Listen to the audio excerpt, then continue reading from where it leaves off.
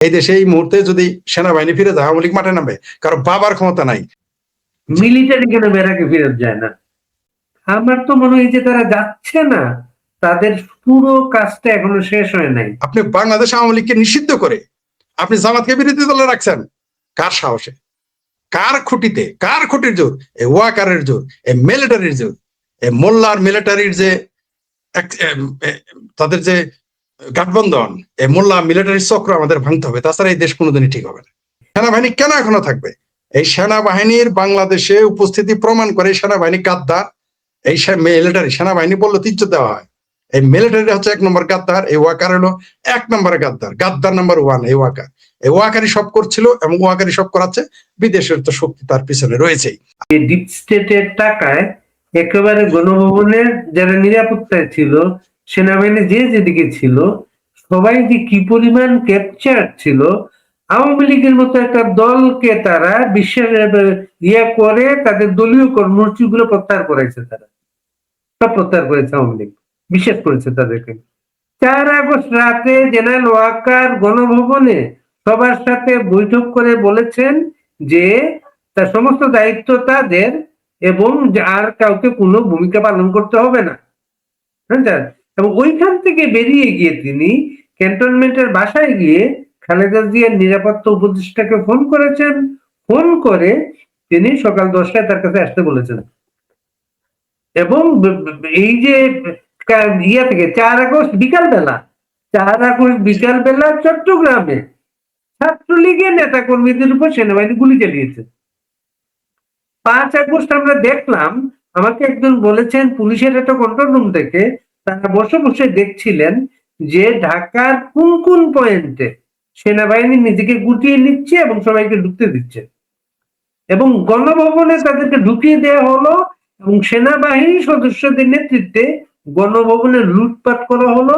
সেনা সদস্য গণবাহিনীর ল্যাপটপ নিয়ে বেরুচ্ছে এমন ফুটেজ তখন ছিল।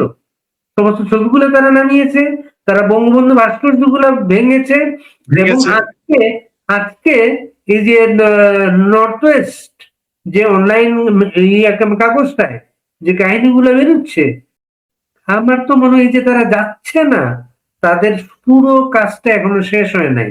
তার পুরো কাজটা হচ্ছে আওয়ামী লীগের নেতা কর্মীদের নির্বংশ করা।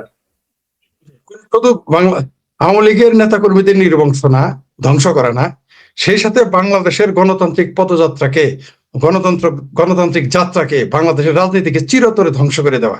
বাংলাদেশের সেই কাজটা হয়েছে পর্দার পেছনে থেকে। বঙ্গবন্ধু হত্যাকাণ্ডের পর থেকে কোনো না কোনো ভাবে বাংলাদেশের সেনাবাহিনী বাংলাদেশের রাজনীতিকে সরাসরি হস্তক্ষেপ করেছে। বঙ্গবন্ধু হত্যাকাণ্ডের 15 আগস্টের সেই হত্যাকাণ্ড, নৃশংস হত্যাকাণ্ডের মাধ্যমে শুরু এবং আজও চলছে, যার জন্য বাংলাদেশের অর্থনীতি এখন থুবড়ে পড়েছে, যার জন্য বাংলাদেশের রাজনীতি মুখ থুবড়ে পড়েছে, গণতন্ত্র বিতাড়িত হয়েছে।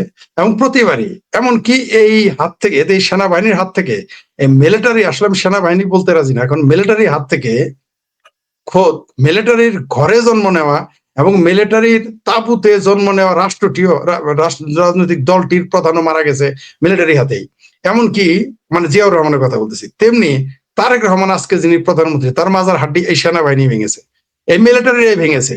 তার সাথে যুক্ত হয়েছে বাংলাদেশে আলহামদুলিল্লাহ, মাশাআল্লাহ, সুবহানাল্লাহ, এই মোল্লাতন্ত্র। তো যেই দেশে শুধুমাত্র মোল্লা অথবা মিলিটারি যে কোনো একটাই যদি সেই দেশের রাজনীতিতে হস্তক্ষেপ করে, সেই দেশের রাজনীতিতে নাক গলায়, সেই দেশের রাজনীতির মানে প্রেসার বাহিনী হিসেবে কাজ করে এবং দখল করে, একটা বাহিনী যথেষ্ট দেশ ধ্বংস করার জন্য। তো এই দেশকে আপনি বাঁচাইতে পারবেন না। যেই দেশে নির্বাচন হয়ে গেছে, তারা তো বলতেছে খুব ভালো নির্বাচন হয়েছে, ঐতিহাসিক নির্বাচন হয়েছে, তাদের দাবি। আমরা বলি না, আমরা তো বলি এটা মুসলেখা সরকার অনুরোধের আসরের ইলেকশন হয়েছে। তাদের হিসেবে ঐতিহাসিক নির্বাচন। অবশ্য এখন ইদানিং তার যে কোলাবোরেট রয়েছে জামাত, তারা আবার একটু মুসরে ডানে বা একটু কচুই মাছের মতো, বাই মাছের মতো এরকম নির্বাচন সঠিক হয়নি। তাই এটা তাদের ঘরের বাইরের ব্যাপার, ওই বিতর্ক আমরা যেতে চাই না। ইউনুস নাকি ইতিহাসের সবচেয়ে আদম ব্যাপার, ইউনুস সব ইতিহাস সবচেয়ে বড় বিচার ইলেকশন করেছে, তারপর ইলেকশন হয়েছে, ইলেকশন কমিশনার বলেছে।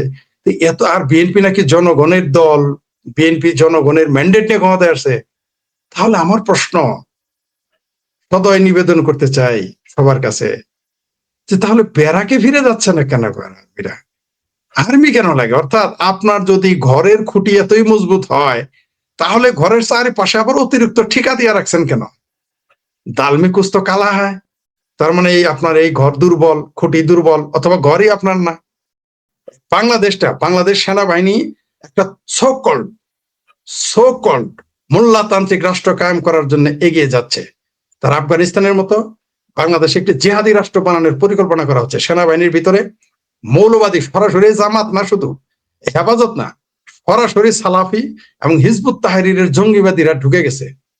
আমি নিজে সেনাবাহিনীর ক্লাসে দেখেছি, সেনাবাহিনীদের ওইখানে একটি ক্লাস চলতেছিল, সেইখানে আওয়ামী লীগ ক্ষমতায়, এটা আমি লিখেছি, এমন না যে এখন বলতেছি, এটা আমি তখন লিখেছিলাম। কেউ এটা নিয়ে নাক গলায় নেই, কথা বলে নেই। আমি ওই ক্লাসে দেখেছি একজন বলছিল ছাত্রলীগ হলো পৃথিবীর সবচেয়ে খারাপ সংগঠন, বঙ্গবন্ধুর সবচেয়ে খারাপ ব্যক্তি, আওয়ামী লীগ হলো সবচেয়ে বাজে সংগঠন, মানে এরা হচ্ছে ভারতের দালাল। একটা ক্যান্টনমেন্টের ভিতরে বলতেছিল, ক্লাসের ভিতরে, কেউ প্রতিবাদ করে নাই। সেই ক্লাসে আমি উপস্থিত ছিলাম, কেউ বলতে পারবে না চুদুর বুদুর করে যে বানায় বলছে, কারণ ওই ক্লাসে আমিও কোনো না কোনো ভাবে ছাত্র হিসেবে ছিলাম। ওখানে তো ছাত্র না, আমরা শিক্ষা, আমরা আমরা একটা ট্রেনিং নিতে গিয়েছিলাম, তখন ক্লাসে এগুলো বলেছে। সেনাবাহিনীর পোশাক পরা লোক বসে আছে, সেখানে বলেছিল যে গণতন্ত্র হারাম, সমাজতন্ত্র হারাম বলেছিল। আমাদের আরবি ক্লাস নিত, সেখানে সিভিল এবং সিভিল লোক হিসেবে, সিভিলের মধ্যে আমি ছিলাম, যারা আমরা সিভিল ছিলাম পাশে পোশাকি লোক থাকতো, সেখানে স্পষ্ট বলতেছে তারা বঙ্গবন্ধুকে গালি দিত, তাকে জাতির পিতা মানতো না, প্রকাশ্য ক্যান্টনমেন্টের ভিতরে বলতো, কেউ কথা বলে নাই। ক্যান্টনমেন্টের নামটা আমি বললাম না সঙ্গত কারণেই। আমি নিজের চোখে দেখেছি ক্যান্টনমেন্টের ভিতরে, আমি নিজের চোখে দেখেছি যে আল্লাহু আকবার, সুবহানাল্লাহ, আলহামদুলিল্লাহ এগুলো লিখে গাছের ভিতরে পেরাক মারা। আপনি বলেন তো, এটা কি গুলিস্তানে ফুটপাত পেয়েছেন আপনি, যেখানে একটা পাখি যাইতে পারে না, যেখানে একটা গাছের পাতা পরে থাকতে পারে না শুকনো, সেখানে কারা এগুলো লিখেছে? আলহামদুলিল্লাহ, সুবহানাল্লাহ, আল্লাহু আকবার, এগুলো কারা লিখেছিল ক্যান্টনমেন্টে?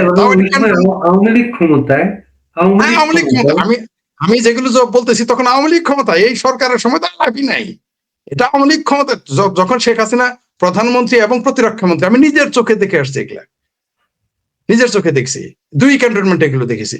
এটা নিয়ে এত দাপটের ক্ষমতা, কিন্তু তারা কোনোদিন এগুলাকে হিসাবে নেন নাই বা করেন নাই।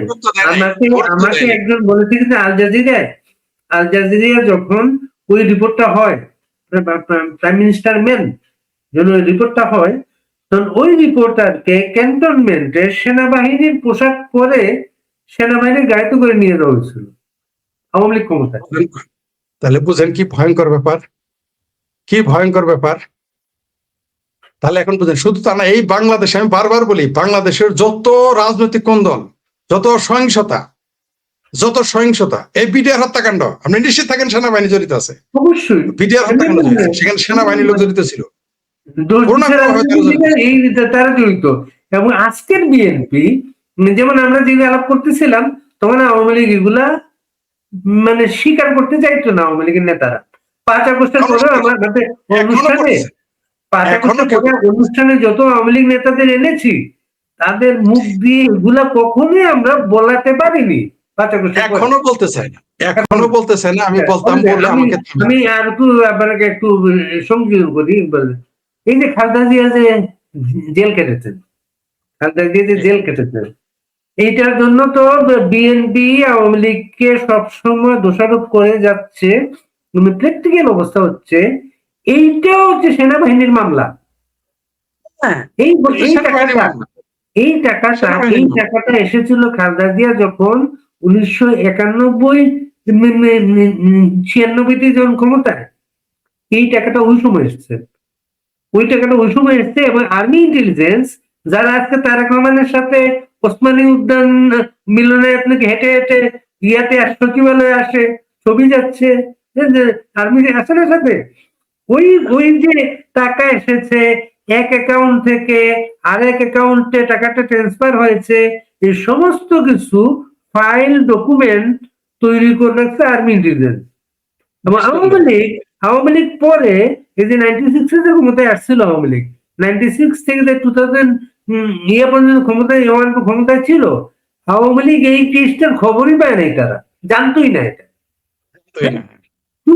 ইয়াতে 111-এর সময় তারা ওই ফাইলটা বের করে তারা এই মামলাটা করেছে, এবং এই মামলাটা বিএনপি এত ভয় পেত, যেহেতু একটা ডকুমেন্টে সব আছে, এর জন্য মামলার দিন তারা হরতাল দিত, নানাভাবে হাইকোর্টে যেত, সুপ্রিম কোর্টে মামলাটা বিলম্বিত করার জন্য। এতদিন যে আওয়ামী লীগ ক্ষমতায় থাকবে তারা ভাবে নাই, সেটা বিলম্বিত করে এইভাবে বিয়েটা করছে। তার মানে মেরুদণ্ড ভেঙেছে, তাকে মুসলেকা আপনি মজা পাবেন, মুসলেকা 3 বার নেওয়া হয়েছে তাকে, সেইবার মুসলেকা 3 বার নেওয়া হয়েছে। যখন তারেক রহমান যাবে তখন মুসলেকা 5 বছর উল্লেখ করা ছিল, 5 বছর, উনি 5 বছর দেশে আসবেন না, রাজনীতি করবেন না। তো মুসলেকা নেওয়ার পরে আর্মির যে গ্রুপটা তারা উনি বাবা 5 বছর আমাদের হবে না, তারা এয়ারপোর্টে গিয়ে এটার 10 বছর করলো, 10 বছর আসবেন না। ধন্যবাদ। আরেকটা গ্রুপ করলো কি জানেন, আরেকটা গ্রুপ করলো হচ্ছে আমার তো 10 বছর হবে না, তারা বিমানে বসা অবস্থায় ওইটা 15 বছর করলো তারা। এগুলো আর্মি চিন্তা করে দেখেন, কারণ তারা জানতো যারা কাজ করেছে, শুধু তাই না, আমি বারবার তারা চেষ্টা করতো না, এটা ওই 15 বছর কিন্তু এইভাবে ছিল কিন্তু। জি জি, আরো পরিকল্পিত ভাবে এটা করেছে। দুটি বৃহৎ দলের ভিতরে সংঘর্ষ বাদিয়ে জামাত আজকে বিরোধী দল কি হতে পারতো? এরপরে দেখবেন জামাতকে সরাসরি এদের ক্ষমতায় নিয়ে আসবে এই মিলিটারিরা। বাংলাদেশে এখন পুরোটাই মিলিটারি। এটা জামাতের এই সমস্ত কিছু মূল কারণটা হচ্ছে বাচ্চা ওই যে আপনার এই যে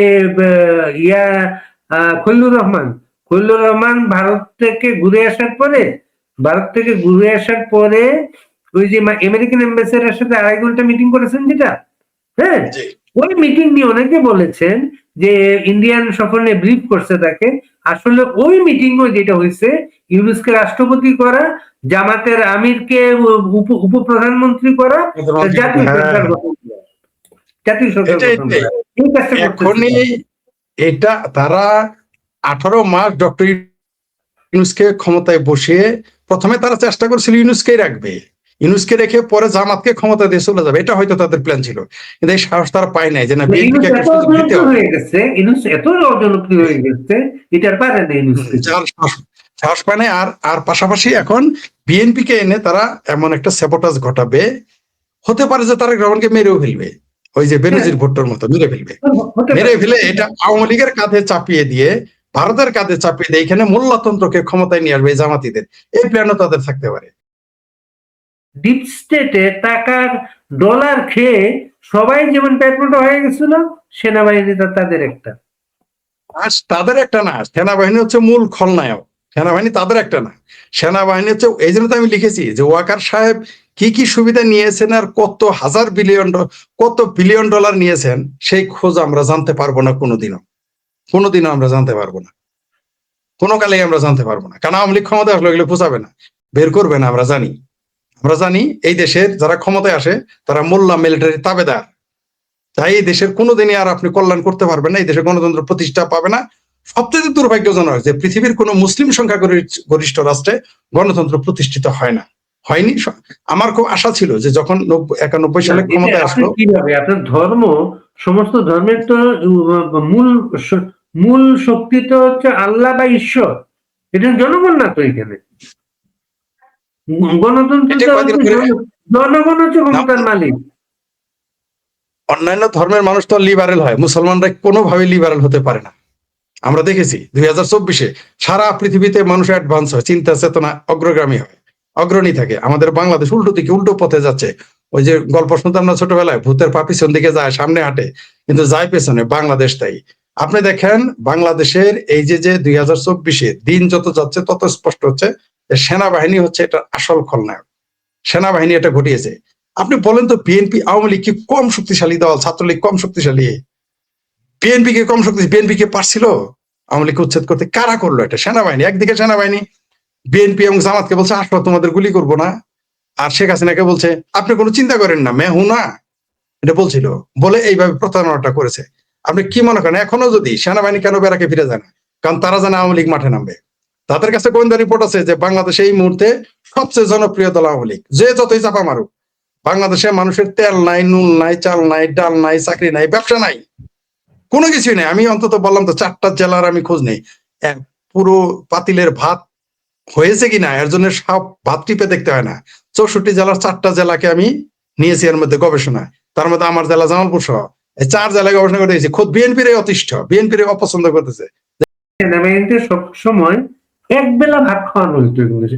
হ্যাঁ হ্যাঁ, ওই 2 বেলা খেলেই তো শেখ হাসিনা গুন্ডা করছে। হ্যাঁ, শেখ শেখ হাসিনা গুন্ডাই তো হাসিনা করছে। শেখ হাসিনা দুই বেলা ভাতের ব্যবস্থা করছেন। শেখ হাসিনা মাংসের ব্যবস্থা করছে। প্রতিটা বাহিনীর আধুনিক নানা কিছু ব্যবস্থা করছেন।